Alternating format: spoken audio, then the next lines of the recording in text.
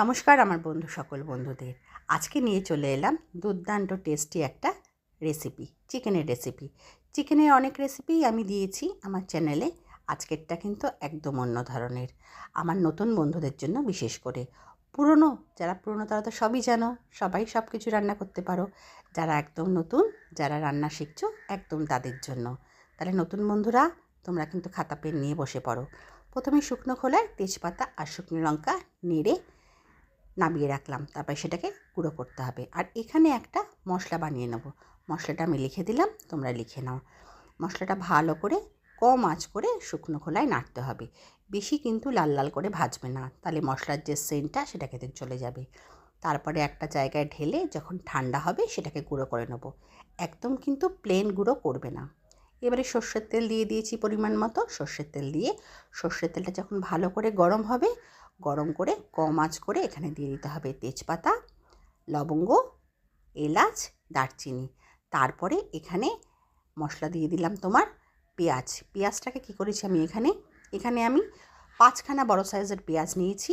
তার সঙ্গে একটা রসুনের একটা গাঁট নিয়েছি, আর নিয়েছি অল্প একটু আদা সেদ্ধ করে নিয়ে ওটাকে বেটে নিয়েছিলাম। তারপরে দিয়ে দিলাম অল্প একটু আদা বাটা, অল্প একটু রসুন বাটা। তারপরে ভালো করে নেড়ে যখন গন্ধটা বেরোবে তখন দিয়ে দিতে হবে লঙ্কা বাটা। ঝালটা তোমরা তোমাদের মতো করে খেও। তারপরে দিয়ে দিতে হবে অল্প পরিমাণে নুন, অল্প পরিমাণে হলুদটা কিন্তু অল্প দেবে। যখন সাইড থেকে এরম বুদবুদি উঠবে তখন বুঝবে হ্যাঁ মশলাটা কষানো হয়ে গেছে। এবার দেব আরেকটা মশলা।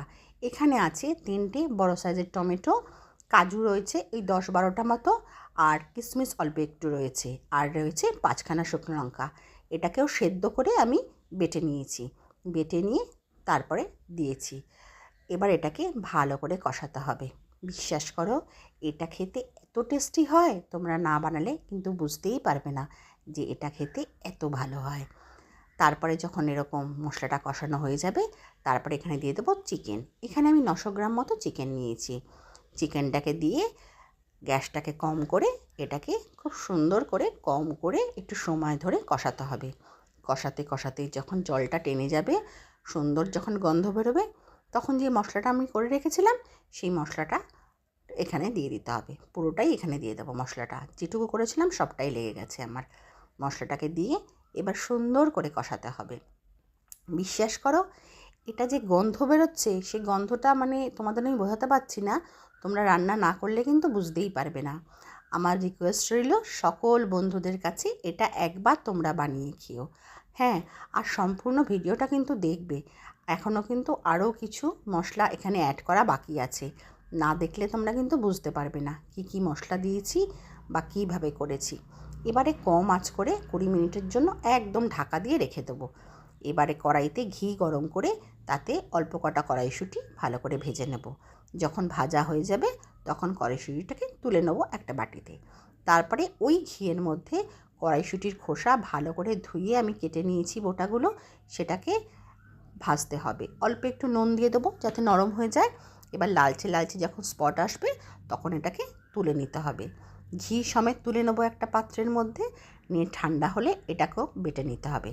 আচ্ছা, এখানে একটা কথা তোমাদের বলে দিই, এটা যখন বেটেছি না কড়াইশুঁটির খোসাটা আঁশ থাকে, আমি আঁশটা সমেতই দিয়েছি, কোনো অসুবিধা হয় না। কিন্তু অনেক বয়স্ক মানুষ আছে, খেতে প্রবলেম হতে পারে, তখন তোমরা কি করবে, কড়াইশুঁটির খোসাটাকে আলাদা করে বাটবে। বেটে না ওটাকে একটা ছাঁকনিতে ছেঁকে নেবে, তাহলেই দেখবে আঁশগুলো সমস্ত আলাদা হয়ে যাচ্ছে, খুব সুন্দরভাবে আলাদা হয়ে যাচ্ছে, অসুবিধা হয় না। তারপরে ভালো করে কষাতে হবে। কষিয়ে নিয়ে যখন দেখব হ্যাঁ বেশ সুন্দর গন্ধ বেরোচ্ছে, তখন এরপরে এটা ঢাকা দিয়ে দেব এই 15 থেকে 17 মিনিটের জন্য। তারপরে 15 মিনিট আমার হয়ে গেছে, ঢাকাটা খুলে দেখব হ্যাঁ সুন্দর গন্ধ বেরোচ্ছে, এবং নিচ থেকে দেখো প্রায় লেগে লেগেও আসছে, এবং মাংসটা কিন্তু প্রায় সেদ্ধর মুখে। এবার আমরা এখানে দিয়ে দেবো যে কড়াইশুঁটি আর কড়াইশুঁটির খোসাটা বেটে রেখেছিলাম সেটাকে দিয়ে দেবো। দিয়ে এবার এটাকে কিন্তু ভালো করে নাড়াতে হবে, কষাতে হবে। বিশ্বাস করো, এটা তোমরা বানিয়ে খেও। তোমরা বাইরের রেস্টুরেন্টের রান্না, কোনো জায়গায় রান্না তোমাদের খেতেই ইচ্ছা করবে না, মনে হচ্ছে বিয়েবাড়ির স্টাইলে বিয়েবাড়ির রান্না তোমরা খাচ্ছ। এত দারুণ খেতে হয় না চিকেনের এই রেসিপিটা। ওফ, তোমরা না খেলে এটা রুটির সঙ্গে ভালো লাগবে, রাইসের সাথে ভালো লাগবে, পোলাওর সাথে ভালো লাগবে। তোমরা বন্ধুরা একবার করে খেও। আচ্ছা, এই সময় দিয়ে দিলাম আমি আলুটা তোমাদের ভাজাটা আমি দেখাইনি। তোমরা আলুটা চাইলে স্কিপ করতে পারো, কিন্তু আমার কর্তামশায়ের আর আমার মেয়ে হচ্ছে, ওর নাম দিয়েছি আলু কুমারী। ওর একটু আলু না হলে চলে না। আমরা রুটির সঙ্গে খেয়েছিলাম, তাই জন্য আমরা একটু আলু দিয়েছিলাম, কেননা মেয়ে আর আমার কর্তামশাইয়ের জন্য আলু দিতেই হয়।